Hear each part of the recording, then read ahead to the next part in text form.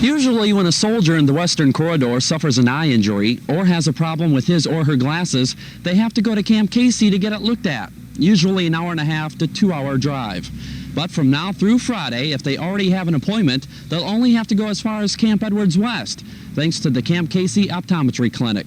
In an effort to better serve the Western Corridor, 4 eye technicians from Camp Casey's Optometry Clinic have temporarily set up shop at Camp Edwards West, performing routine eye care for those with appointments. Services being performed include flight physicals, driver's exams, and making sure soldiers who need military eyeglasses have them.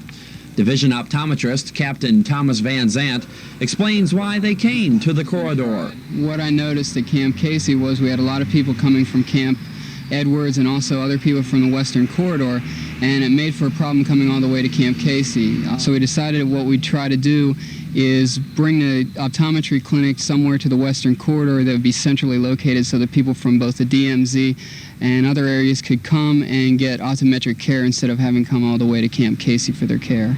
Van Zandt stresses that the clinic is booked full on appointments. They have been for 3 weeks. According to him, this was only a trial. But because their stint in the corridor has helped many soldiers with their optometric needs, there's a good chance they'll be back again soon, providing soldiers in the Western Corridor with quality optometric care a little closer to home. Army Sergeant Mark Cummings, AFKN News, Camp Edwards West.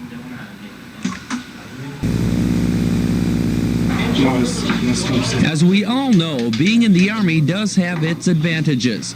For example, the Army has long invited their soldiers to pursue a college education while they also serve their country. Well, at Camp Edwards West in the Western Corridor, they're doing just that, and in phenomenal numbers. By attending and completing military schools, soldiers can receive college credit. That's the message Jack Clark, an education counselor at the Camp House Education Center, got across to the Edwards West officers and senior NCOs. Once the senior NCOs were made aware of the advantages of a college education and were offered MOS-related courses, they and their junior enlisted soldiers got involved. According to Clark, that's when the Edwards West education program really took off. Yeah, we started little. We asked for people to ask their roommates, their section buddy, their partner. We asked them just to bring along somebody else, and they started doing it. When we got their military credit, that was a motivation for them, and the thing just grew.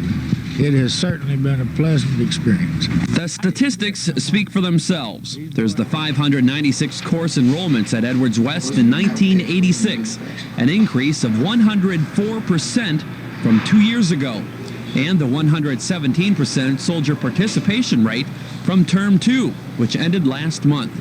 Sergeant First Class Gerald Wayman from the 2nd Medical Battalion's Delta Company, stationed at Camp Edwards West, played a key role in getting troops interested in education. He says it was merely a matter of making soldiers aware of how much college credit they've already earned. Once we showed them what they had, it really went, and it grew like a fire. Tomorrow in our final segment, we'll focus in on the junior enlisted soldiers who are not only making the Camp Edwards West education program second to none, but are also making themselves more educated soldiers. Army Sergeant Mark Cummings, AFKN News Center North, Camp Edwards West.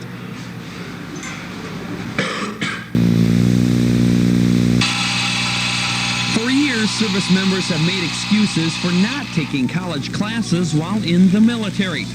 But at Camp Edwards West, troops have reason for taking classes in what has turned out to be a second-to-none post-education program.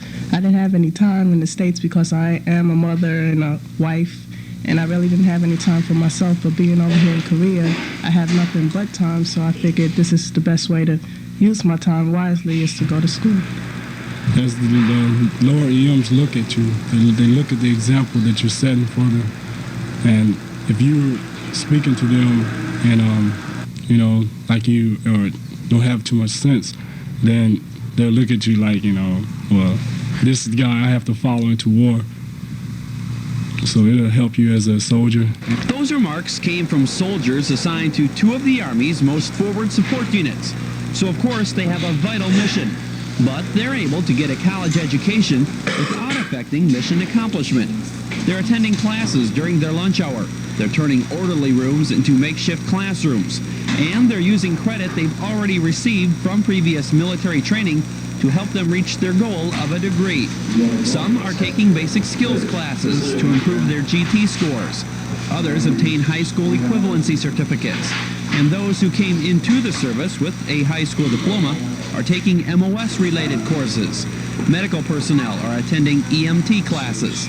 Mechanics from the motor pool are signing up for the preventive maintenance course.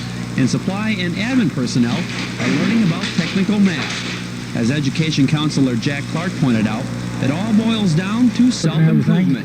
It's just a pleasant way for them to go back home from Korea and say, hey, look what I've done. I saw Korea, I enjoyed everything about Korea, but I still had time to help myself.